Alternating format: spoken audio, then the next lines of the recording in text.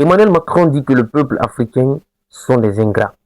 Et je vais terminer sa phrase que l'ingratitude, je suis bien placé pour le savoir, c'est une maladie non transmissible à l'homme.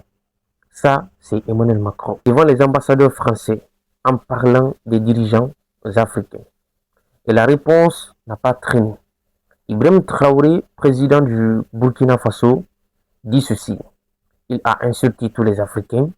Nous ne sommes pas des humains à ses yeux. Alors, ingratitude ou arrogance, on va démêler ça. En janvier 2025, conférence annuelle des ambassadeurs à Paris, Macron fait le bilan de la présence militaire française au Sahel. Les opérations Serval puis Barkhane, engagées depuis 2013 contre les groupes djihadistes au Mali, au Burkina Faso, au Niger. Depuis, plusieurs coups d'État ont chassé les gouvernements alliés de la France. Les nouvelles jantes ont demandé le retrait des troupes françaises et le résultat, la France quitte le Mali, le Burkina Faso, le Niger et prépare son départ du Tchad, du Sénégal, de Côte d'Ivoire. C'est dans ce contexte que Macron lâche sa phrase.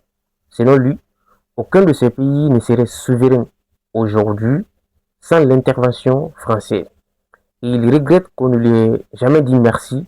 D'un côté, on dit que la France a engagé des soldats, des moyens, parfois perdu des vies, pour combattre un terroriste qui menaçait aussi la stabilité de la région.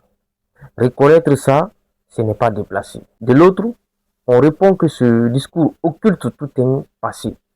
Colonisation, tiers sénégalais envoyés mourir pour la France dans les 2 guerres mondiales, décennies de présence militaire française qui a aussi servi les intérêts stratégiques et économiques de Paris, pas seulement l'altruisme. Le Tchad a parlé d'une attitude méprisante envers l'Afrique et les Africains. Le Sénégal a jugé les propos totalement erronés. Traoré est allé jusqu'à dire que Macron ne les considérait pas comme des humains. Ce qui me frappe dans cette phrase, ce n'est pas tant le mot ingratitude, c'est la logique derrière.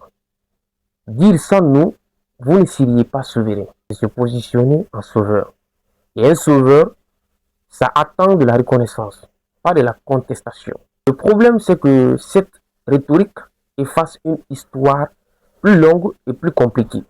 La relation France-Afrique, ce n'est pas juste une décennie d'opérations militaires. C'est un siècle et demi de colonisation. Une monnaie encore indexée sur le trésor français dans plusieurs pays. Des bases militaires, des intérêts économiques bien réels. Alors, quand un dirigeant africain refuse de dire merci, ce n'est peut-être pas de l'ingratitude, c'est peut-être simplement le refus des rapports qui restent dans les mots comme dans les faits, profondément inégal. Est-ce que la France doit des remerciements à l'Afrique ou est-ce que c'est plutôt l'inverse? Dites-moi en commentaire. Si cette vidéo vous a parlé, likez et abonnez-vous. On continue à décortiquer l'Afrique ensemble.